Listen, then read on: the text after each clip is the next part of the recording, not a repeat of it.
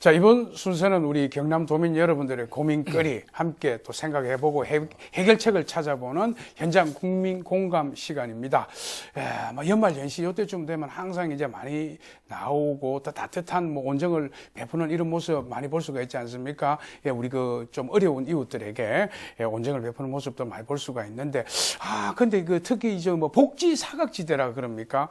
이게 혼자 계시는 노인분들은 이거 좀 여러 가지 뭐 혜택으로부터 조금 이렇게 못 받고 있다고 하는데, 오늘은 그런 얘기를 한번 나눠볼까 합니다. 고정환 변호사 나오셨습니다. 어서 오십시오. 안녕하십니까. 예. 네. 자, 그럼 일단 우리 실태가 어떤지 먼저 영상으로 한번 만나보도록 하겠습니다. 받아놓은 빨랫물은 꽝꽝 얼고 냉한 바람을 신문지로 막아보지만 방바닥도 얼음장입니다. 70살 김현순 할머니의 한 달 수입은 노령연금 20만 원이 전부. 월세와 전기세를 제외하면 난방은 엄두도 못 냅니다.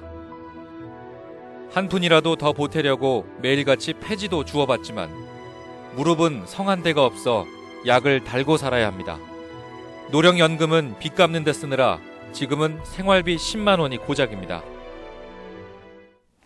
예, 뭐 사실 우리 그 경남이 그 노인 인구 비중이 굉장히 높다고 하지 않습니까? 그래서 그런지 주변에 참 많은 노인 우리 어르신들도 볼 수가 있고 또 혼자 계시는 분도 많이 볼 수가 있습니다. 자, 아무튼 저렇게 이제 돕고 혼자 계시는 노인분들을 위한 네. 정부의 지금 지원 정책은 어떻습니까?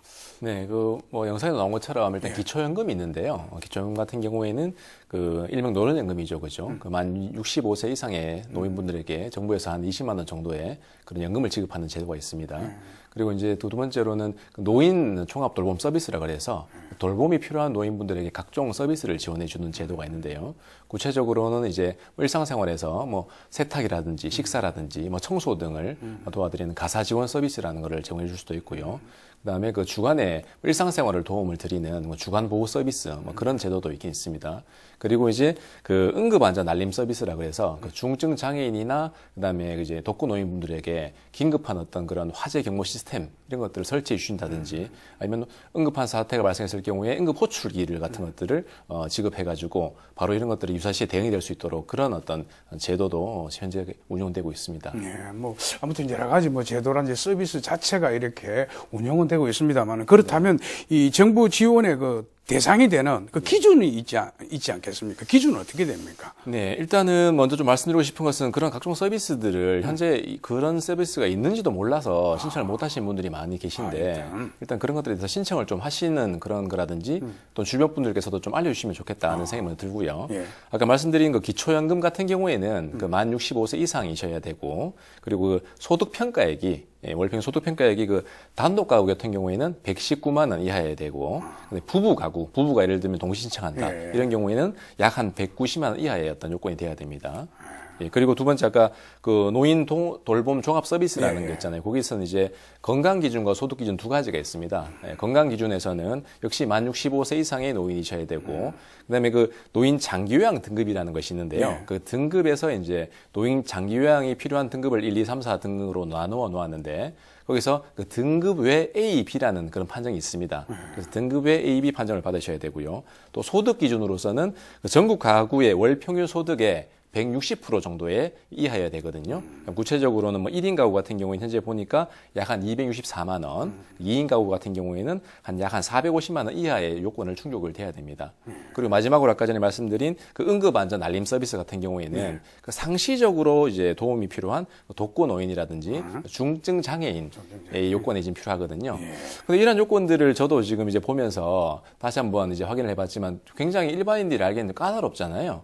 그래서 일단은 노인분들이나 또는 주민들께서 홀로 계신 분들 같은 경우에는 먼저 직접 신청을 하시거나 아니면 주변 분들의 도움을 통해서 일단 신청을 먼저 해서 요건이 되는지를 먼저 보고 미리 이제 뭐 본인 스스로가 이제 안 될 거라 생각하지 마시고 일단 신청을 한 다음에 먼저 판단을 좀 받아보시는 것이 가장 좋지 않을까 싶습니다.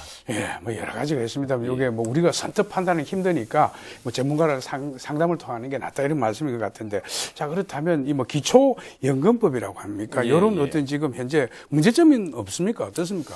현재 지금 20만 원 정도 정도로는 굉장히 좀 부족한 점이 사실이잖아요. 그래서 점차적으로 제도적 개선은 조금 있는 것 같습니다.